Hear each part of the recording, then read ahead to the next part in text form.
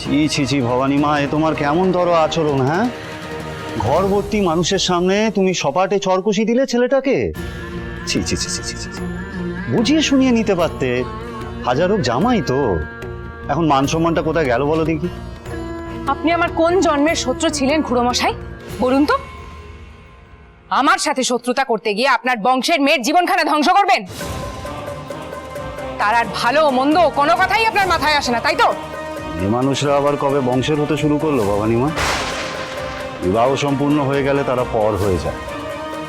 অবশ্য তোমার মার্জনা করতে, অবশ্য আপনার ক্ষেত্রে বিষয়টা আলাদা। আপনি রাজরানী, তাই গায়ের জোর ফলিয়ে ছেলেটাকে ঘর জামাই করে রেখে দিয়েছে। তা বেশ করেছে।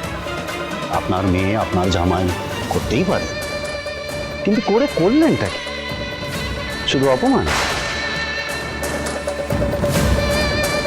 শোনো, আর সর্বনাশের কথা যদি তুমি বলোই, সে কাজ তো তুমি করেছো, করনি?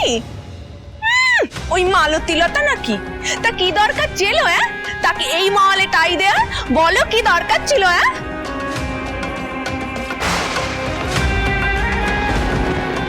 কেবল অন্যকে দোষ খুঁজলেই হলো? তার নিজের দোষও তো দেখতে হইব নাকি? তারা, হো মা, শান্ত হও, শান্ত হও, কিচ্ছু হয়নি, আমি আছি তো। থাক মা, যথেষ্ট করেছো তুমি। অনেক ভেবে নিয়েছো আমার জন্য।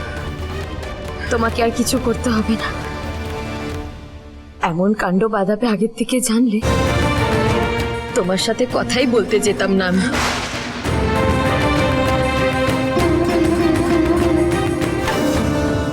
কি আর করবি বল তারা? রাজরানীর মেয়ে হয়েছিস, এসব টানা পড়েন তো তোর কপালে নেকা আছে। মেনে নে মা, মেনে নে, বুঝলি? হুল্লোড়া দিদি, অনর্থক কথা তুমি বলতেই পারো, এবং সেসব কথা শুনে আমার মেয়ে আমাকে সাময়িক ভুল বুঝলেও আমার তাতে কিছু করার নেই। আমি তো আর ওর মতো ছেলে মানুষই করতে পারবো না।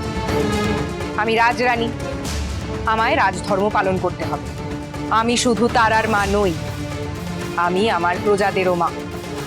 আর মালতীলতা আমার এক প্রজা, অবলা অসহায় প্রজা। তাই তার কোনো রকম অপমান আমি সহ্য করতে পারবো না। আর মালতীলতা তো আকাশ থেকে পড়েনি, তার রাঘবেন্দ্রর সাথে সম্পর্ক ছিল। রাঘবেন্দ্র তাকে প্রত্যাখ্যান করেছে, এ কথা প্রমাণিত। তাই তোমরা শুধু মালতীলতার দোষ দেখছো, কিন্তু রাঘবের দোষ দেখছো না কেন?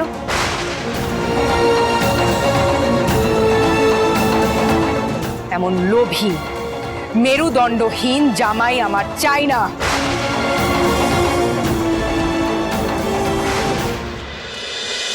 রাজরাজেশ্বরী রানী ভবানী, সোম থেকে রবি প্রতিদিন বিকেল 5টায় স্টার জলসায়।